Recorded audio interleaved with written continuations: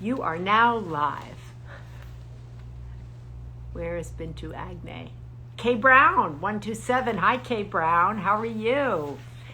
Sean Spellman. Sean Spellman. Sean Spellman is a great friend. Hilary J. She is too. Mom to Charlie. Kim Herdman. Hello, everybody. I'm super excited. It's Friday, TGIF, and I am going to send you into the weekend with a really inspiring woman. I'm not going to send you. She's going to send you into the weekend. Keep Moving by Maggie Smith. Notes on loss, creativity, and change. And this little book and this woman speak to me, and I thought, wow, they'll speak to you too. I think we all are changing. We're all evolving. So many people are thinking the country is moving on. The country is moving into something new. Some people are having trouble moving on. And she has great poems in here about how to keep it moving, how to look at the future as something full of possibility, how to see yourself as a work in progress, which is how I always see myself. And I just thought it would be great to have a conversation with her on a Friday. We'll put it up in the Sunday paper. And this book is a great book to give to somebody if you happen to be seeing anybody at Thanksgiving. It's a great book to have by your bedside that you can read. And she's just an all-around really cool person.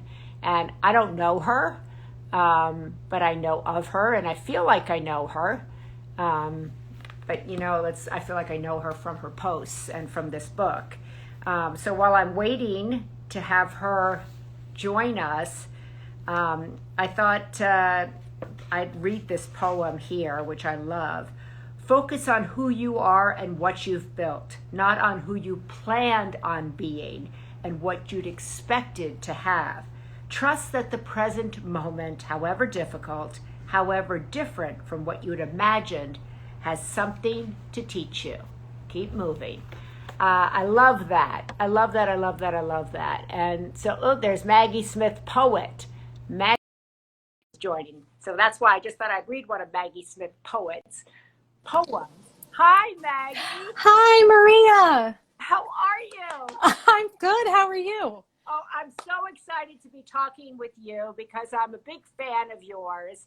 I'm a struggling poet myself, but I have gotten so much inspiration and hope from your work. And so I thought, what better person to speak to on Friday as we go into the weekend, as so many people are kind of struggling, right, to move on or wondering about how to keep it moving. I thought, Maggie, let's talk to Maggie. So thank you so much, and congratulations on this new book. It came out, I know, a month ago or so, but it's still new. Thank you. Yes, it's so beautiful. It's beautifully done on the inside, everybody. Look at it. I'm into that sort of thing, how it's displayed, the typography. Put one foot in front of the other and believe that the road will be there. Be proud. You are not only traveling a new road, but making it as you go. Keep moving.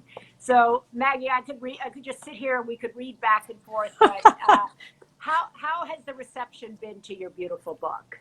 It's been incredible. I mean, one of the most beautiful things about writing this book during a difficult time and then having the book come out during a difficult time is the sense of community built around the book. I wrote all of these notes to self for me to help get myself through the day, or maybe even just the next 3 hours, because some days are like that.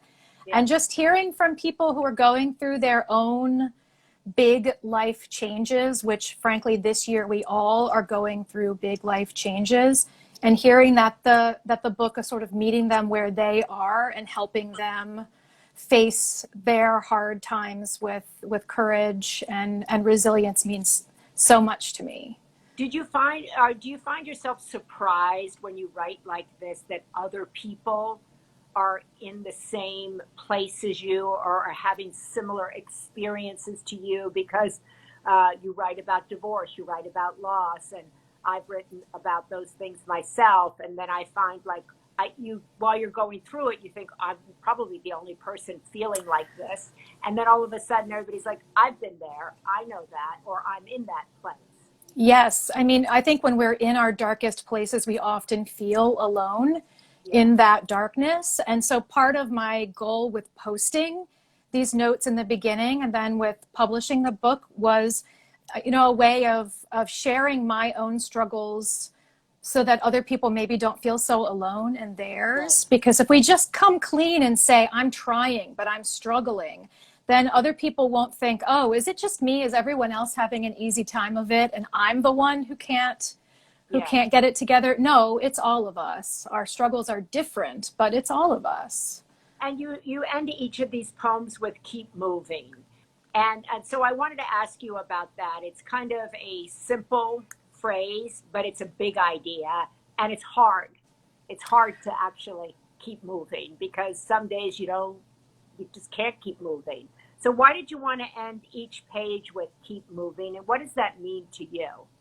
Yeah, the first note to self that I wrote was something about burning grief and anger as fuel to get me through that day, like taking negative emotions and using that to sort of fuel and motivate me to get through the day. And I ended that one with keep moving. And I thought, you know what, really, that's what I'm trying to do. It's about pressing forward and about not looking in the rear view mirror so often, which I think when we're going through hard times, it's really easy to look behind us and think about the lasts and think about what was and what might have been but isn't anymore. And the hard thing is to imagine your way forward. Yeah. Hope is imaginative. Yes, and it's kind of this is one the ending of one thing is also the beginning of another. What is the next adventure? Maggie asked. There is room enough in this life with its many endings, its many beginnings, for things you could not have imagined last week or last year or 10 years ago. What are you living right now that you could never have imagined? I'm talking to you right now. Maria, my mother joined Instagram for this conversation, and Oh, I have been on for years. And was she seduced to Instagram before today? No. what's her name? Yeah, What's her name? her name is Nita Smith. Nita, hi Nita. Thank you for joining us for this conversation. Your daughter's words are inspiring so many of us, but thank you for joining for this conversation. But are you living, like, in all seriousness, are you living something you didn't imagine now? Oh, 100%. I mean, really, all of the hardest things I'm living through now, I couldn't have imagined. And all of the best, most magical things I'm living through now, I couldn't have imagined. And so that perspective gives me hope for the future because I know there are some plot twists coming. Life has proven that to me. It's not all going to be good Yeah. ahead, but I know there's a lot of good ahead that I just can't see coming around the bend yet because my life has proven that that's the case too. When you say you're living things you couldn't have imagined, like, what are some of them? What are some of them that you're like, wow, I was in such a dark place, I couldn't even see this, and now I'm doing that? I mean, when I was in my darkest moment, I didn't know how I was going to keep this house. I didn't know what was going to happen to my children, how they would weather the divorce. I really wasn't sure professionally what I would be doing. Would I be able to continue being a freelancer because I'm self-employed? And divorce can be a little scary in that regard. How does Yeah. one continue to support themselves? And also, would I keep writing? Because I was in such a dark place, it's hard to feel creative when Yeah. you're really feeling stuck. And so, really, what I've proven to myself over the past couple of years is I'm still writing. I'm in my house. My kids, they're having a tough year in large part because of the pandemic, but they're Right. thriving in lots of ways. Mhm. I've grown closer to friends through some of these hardships. I've grown closer to family through some of these hardships. So, there are little hidden gifts tucked away inside these hard moments, and we just have to sometimes unfold a lot of layers to find them and know to look. But they're there. I love that. And at the end of the book, you write about revisions. You write about often writing things. And I like that you also write that sometimes you just sit down and the words come out. You don't write with the title. And then sometimes it's not quite what you thought. And you're willing to put it down for a day, a week, a month, or whatever, and to come back to it. And life is a little bit like that, isn't it? Life is a lot like that. I mean, I never know where it's going. That's the thing. And I don't usually know where a poem or an essay or a story is going either. I just sort of go where it leads me. And I have to trust that I'll get there, and be willing to revise and rethink things along the way. And life is a lot like that. I think that that's such a great point, Maggie, to make, because certainly in my generation, when I was growing up, it kind of, you were taught it was kind of preordained, you know, this is how you built a career. This is how you built a family. This is how you built a life. And then you get divorced, or you lose a job, or something, you know, goes that's not in that plan. And you are sitting there going like, oh my God, nobody laid out this part of the plan. And in fact, there is no plan. There's no plan. That's the big kind of thing that nobody tells you, right? That there is no right way, and you're going to have to keep reinventing almost on a daily basis. Absolutely. Right. Yeah. And kind of a divorce shocks you into reinventing identity, self, future, what was, what is, where do I go? But people do that when they lose a job, right? In all different kinds of things. What's your best advice for somebody who is sitting here right now watching this in that darkness? And maybe they're not a writer, they're not a poet, and they're worried about their house, their kids, where they go. Yeah, I mean, I think we're all feeling something along that matrix of fear and uncertainty, and maybe a healthy dose of outrage and nervousness right now. And I think, you know, what's gotten me through some of those moments is thinking about the silver lining of that level of uncertainty is possibility. There is no right way, there is no plan. And frankly, knowing everything is a kind of death. Knowing everything that's coming is boring, as I write about my daughter saying about, you know, skipping to the end of a book. Yeah. It's boring. So the plus side of not knowing exactly what's going to happen next, even though it makes us fearful and feel insecure, the plus side is maybe we get to make it up. Maybe it changes. Maybe there were things about the way our lives were going that weren't really serving us, that we really didn't get a lot of joy in, but we were sort of walking that well-worn path because that's just what we were doing. Right. And so in some ways, this reset, although it is unwelcome and has come with a lot of grief and a lot of loss, maybe the gift tucked inside that uncertainty is new possibilities for making some changes and maybe trying some things and taking some risks that we wouldn't have been willing to do if we weren't forced into it. So do you see, like, your handle is poet, and I was watching an interview you did with, I think it was CBS this morning. I was watching it the other day, and they asked you, do you consider yourself a self-help author now? Yeah. And you said, well, I wrote all of this to help myself. But isn't poetry kind of the umbrella of kind of looking into the self and then bearing the self and really having a deep conversation with the self and laying it out there so people can navigate their lives? Oh, absolutely. I mean, I think of the act of writing a poem as me having a conversation with myself on paper.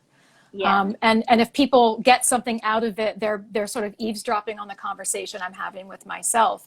But also, yes, I think in some way, all literature, poetry, fiction, nonfiction is self-help, because we turn to books to widen our possibilities, to sort of maybe think about different things that could happen in a human life that we and maybe get some empathy and some wider perspective. So I really didn't think I would be writing a self-help book, but in some ways, everything that we write is helping us, and if we're very lucky, helping someone else.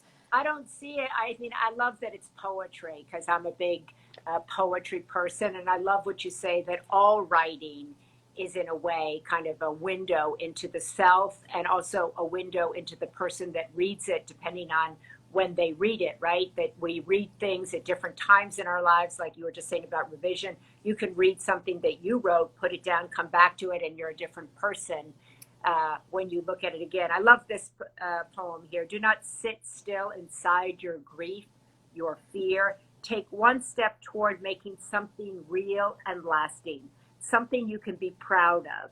Maybe that something is you. Is that you, Maggie? I think, yeah. I mean, when I wrote it, it was me. Like maybe you can do this. I was pep talking myself into thinking, maybe you can pull this off. Maybe you can do this. Maybe this isn't the end. Maybe it's just, not the end of the book. It's just the end of a chapter. And now you get to write the next one and the next one and the next one. And maybe some exciting things are up ahead. And that's true. I think that's true. I love that. Do not bargain away pieces of yourself for approval. It's a bad deal. If there are conditions on someone's love for you, understand that that is not love. Move on, keep moving. And I love that because I've had a lot of kind of conversations in my own head about what actually is love. And I think all of us do, right? And we kind do. of understanding what is love. When do we move on from love? When do we hold a candle? How do we keep moving when we're no longer loved by who we want to be loved by, but ultimately we want to be loved by ourselves, right? That's the thing. I mean, I think, when we're going through the hardest times of our lives, it's really important to have community and to have family and have people around us who love us. But the most important conversation that we have every day is the one that we have with ourselves. Yeah. And if we're not telling ourselves that we're worthy of love and that we've got this, everybody else's kindness will kind of roll off of us and we might not fully absorb it. So I think an empty space is full of potential. Believe that you're making room for something. Turn on the vacancy sign. And I love that because I think it's so important. All of us can turn that sign on at any juncture in our life, right? And I'm always trying to promote that no matter you're not too old to put the vacancy sign up. You're not too old to achieve your dreams. You're not too old to keep moving and keep trying and keep wondering. And I think this book is so great, the way it kind of, trust the future you to handle what the present you. I mean, it's really thoughtful, inspiring, and like obvious in many ways. It's like, I had that conversation with Maggie. She put it down on the paper. So what is it kind of this little book, your hope for this little book? Honestly, my hope for this little book is that it finds someone who feels like I did in the fall of 2018. And it makes them feel a little bit braver and sort of better feeling about the future in their own lives. This is the book, Toni Morrison wrote, write the book that you want to read, right? If it doesn't exist, write it. And so this is a book that if I had picked it up in that time, I think I would have gotten a lot out of it. And so my hope is that this book will meet somebody where they are and maybe help them see that it's just maybe what they're facing is the end of a chapter, but it's not the end of the story. So beautiful. I love that. Stop calling your heart broken. Your heart works just fine. If you're feeling love, anger, gratitude, grief, it is because your heart is doing its work. Let it. Keep moving. And I mean, I could sit here all day and read here, but I think as the country is facing its own keep moving forward, I really thought it would be great to talk to you because these lessons are personal, but they're political. They're spiritual, they're practical. And the country is going to keep moving. Our president-elect is moving. There are people who are upset. There are people who are excited. But we all have to keep moving and understand, like Maggie says, that it's a chapter.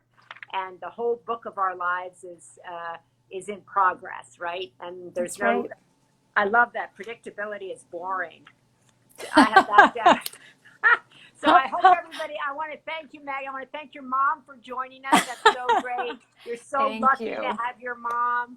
So lucky to have your mom and so grateful. I hope you guys have a happy Thanksgiving. I hope everybody goes out and gets it.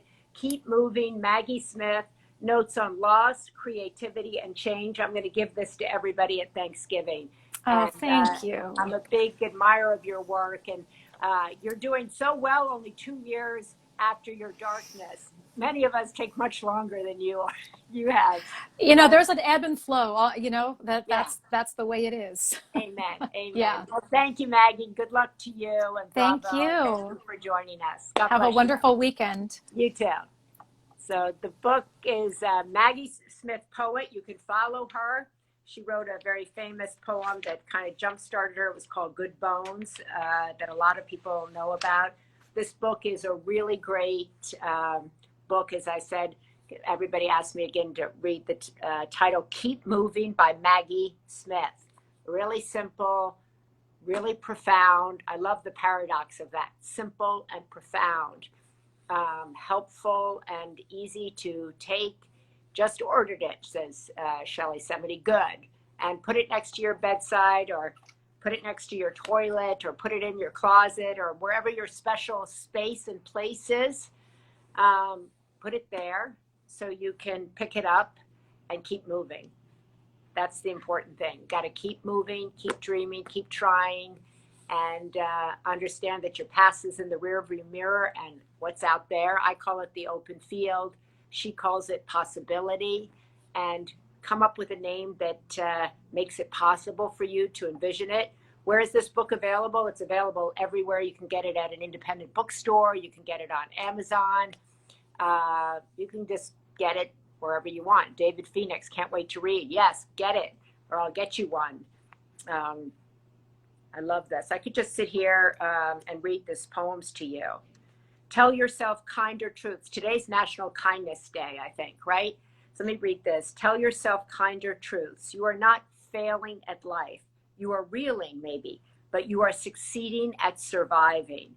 So maybe like take one of these poems and share it with somebody today on National Kindness Day.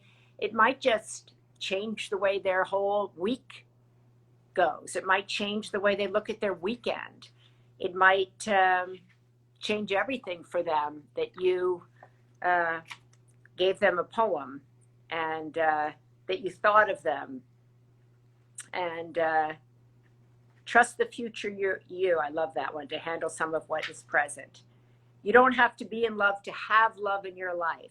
Take stock of everything and everyone that fills your heart. That's a really good one if you find yourself alone or without that kind of person that's supposed to be sitting next to you. Maybe that person isn't there at this point in your life, but you don't have to be in love to have love in your life. Take stock of everything and everyone that fills your heart. So have a wonderful National Kindness Day. Oh, a lot of people saying they're ordering this. That's good. That makes me happy. That makes me happy for Maggie and for you, for both of you. So God bless you. Happy Friday, TGIF. It's going to be a great weekend. Please get the Sunday paper. If you're not signed up for it, please sign up for it. It'll take you above the noise. It'll inspire your heart and mind, and it'll put you in a great community of people. And this will be in there. So you get to listen to it again and read all kinds of great quotes.